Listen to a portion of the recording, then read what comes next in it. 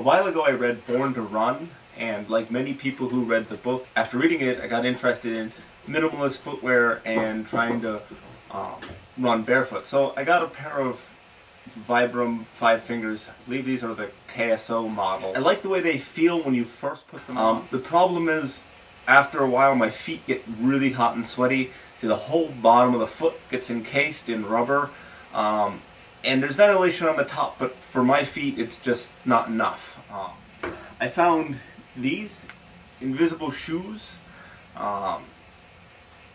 Just really basic rubber, piece of rubber you get with a string, and all you have to do is punch a hole and thread the string on. And after wearing these, it made me kind of wonder why people invented more complicated sandals. A thicker rubber sole, which they do offer, this is the thinner 4mm one, they do offer a thicker sole, would be nice for certain things. I went on a hike with these, and the trail was all rocks. There isn't hardly any flat ground anywhere. And the first, 3 miles or so of the hike was fine. It felt kind of good walking on the rocks, but after that my feet started to get tired.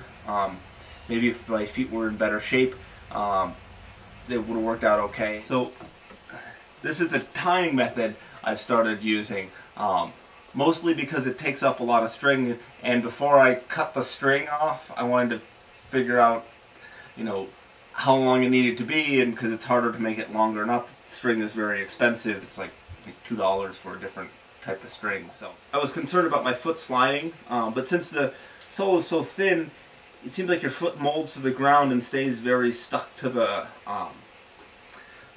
sole. So the front toe strap doesn't get a whole lot of pressure sideways, mainly just holds up the end. Rocks and sand and twigs and stuff come out fairly well from the bottom, partly because it's so loose and there's no cup to it that nothing stays in underneath your foot. I have gotten a couple of things stuck under, but just shake your foot and it comes out.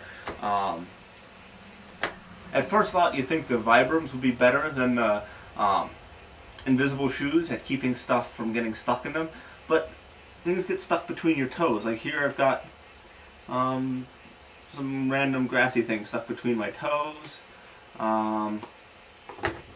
This one has a few things, so you walk outside, you get things stuck between your toes. These were little and they weren't bothering me, but I have gotten bigger sticks and stuff stuck between the little toe pockets here. So if I was going to get another pair of actual minimalist shoes, I wouldn't get ones with toe pockets. It doesn't seem like the benefit is all that great for the toes. And also just to try something else. I've heard people talk about striding, the heel striking, and that people walk heel to toe. I've been just paying attention to how I walk, and how most of the time I don't actually walk heel to toe. So typically I'm walking and I'm doing sort of either whole foot or midfoot, just slightly in front. I'm not landing on my heel as I'm walking. I can do it walking, but I find that actually I end up not walking that way most of the time. I walk forefoot first. Not really something I'd thought about until recently, and then I was watching a video on somebody talking about invisible shoes, and they had a guy with a foot model, and he's saying, and we walk heel to toe. And I was thinking, do we walk heel to toe? I know maybe on grass I'd walk heel to toe, but on a harder surface, I don't know if I would walk heel to toe. I definitely do in shoes, but barefoot, I think I would walk more with a midfoot strike. The way I was thinking about it is the faster I would go, the higher up I'd get on my toes. So when I'm walking, I just land almost flat. As I go faster and faster and faster. When I'm sprinting, I'd really be pushing down with just the ball of my foot, and not having my heel come down hardly at all. As I was going faster or slower and slower, my forefoot touch and heel would come down.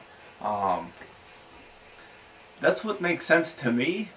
At some point I'd like to do a video on my thoughts for the mechanics of heel striking versus forefoot striking. I'm not a foot expert, but I did get a degree in mechanical engineering and just the physics or the mechanical system of your foot, seems like it would work a lot better all of the foot striking rather than heel and rolling over. So those are my thoughts on the invisible shoes. Simple, easy, cheap. What else do you want?